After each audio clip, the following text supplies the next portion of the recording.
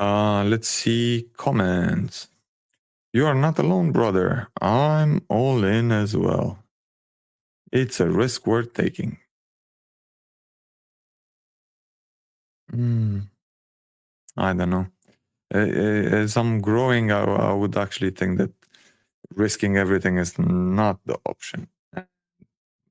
Mainly for your mental health. I think if you can't go to sleep at night or you have nightmares because the market is going down a few percent, then you're kind of doing something wrong. You're in one extreme to or another. And in UK, why was I mentioning the fact that he's living in UK? And you should check what options you have in your own country. But in UK, you do have an ISA account, which at the moment gives you the option to invest up to $20,000, no dollar, pounds a year, a fiscal year. And it's actually the new one is going to start from 6th of April. And any profits that you do in that investment account, you don't pay taxes on. So that's a good way to go as well. And diversify a bit. I know diversifying it's for idiots. But let's face it, not all of us are that smart. And the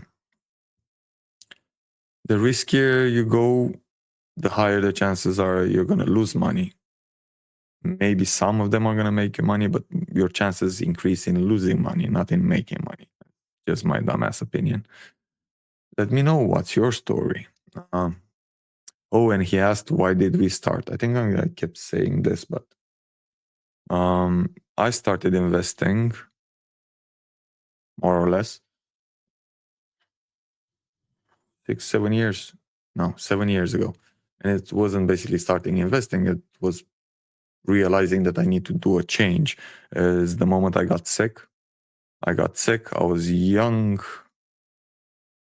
and fearless and without any worry and without any money on my name. And I was in Malta having fun, cliff jumping, enjoying life.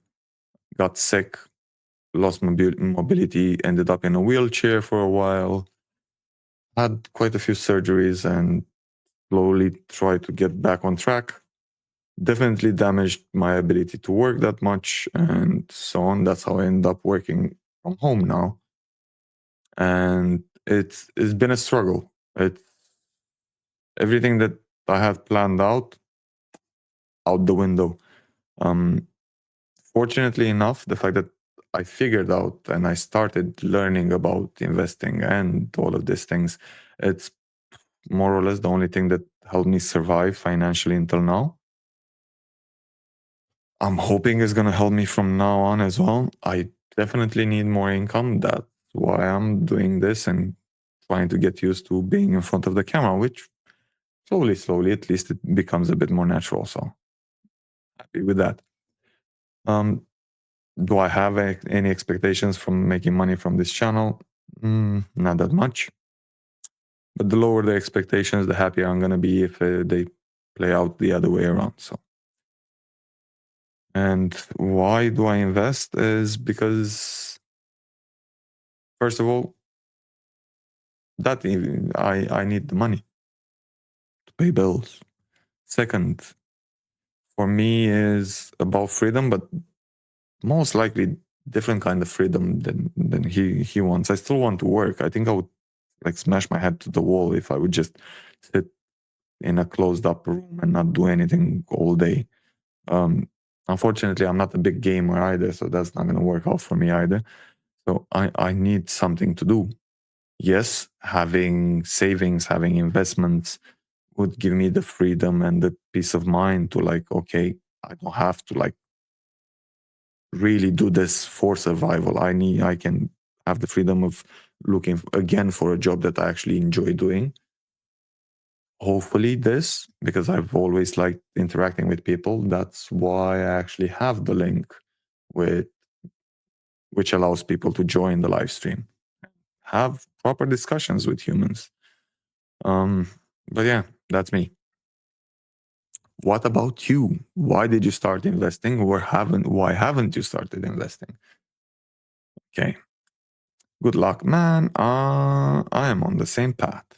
I did the same. Don't forget to take profits and be proud of yourself for backing yourself. Yeah, definitely. Don't forget to take profits. That's one of my major mistakes most of the times. Okay, I feel you. Thanks for posting this. A few more tips I learned along the way. FYI, I am 30 and still grinding. Don't worry. They're increasing the, how do you call it, the retirement age. So until we get to that 60, 70, whatever it is, it's going to increase anyway. Don't lie to yourself. Curate your environment. Focus on what matters and trade a chart, not crypto Twitter, I suppose. I don't like trading, me personally. Also, your risk management should be your number one priority no matter what. Yes. Mood the Mune boys or diamond hunters and avoid taking stupid decisions. Oh, this is hard. Or at least if you make stupid decisions, do them at the beginning, because the further you go along, the harder it is to recover, I suppose. And the bigger are the amounts. Yeah. You don't need to always be all in. Truly. Actually, there is only a handful of times during the year when you get the best return on risk return, yeah, I suppose. Yeah, especially on altcoins. Yes. Take profits. There is no shame in being in stable coins. Remember, not being in a trade is free. True, being in a bad trade can be very costly. Very true. Preserve your capital. Man, this comment is really good. Preserve your capital. Make sure you get your downside in check, and the upside will take care of itself. Fail more, fail better. Keep learning. The game is over when you give up. Shit. No, yeah, that's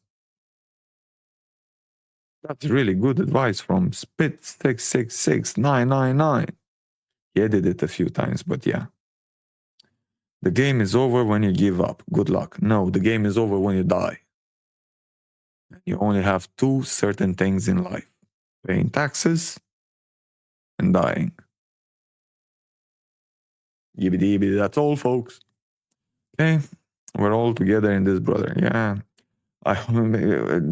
It's like we're starting to seem like a religion or something. It's like a sect. We're all in this, brother. We're like, hold hands. The market is down like shit. Ah. One of the best videos I've seen in a while. It's really nice. It's candid. It's honest. It's look, yeah, love the candid honesty. I've considered documenting my investing, but not yet. In my opinion, bull run hasn't even really started yet. The best is yet to come.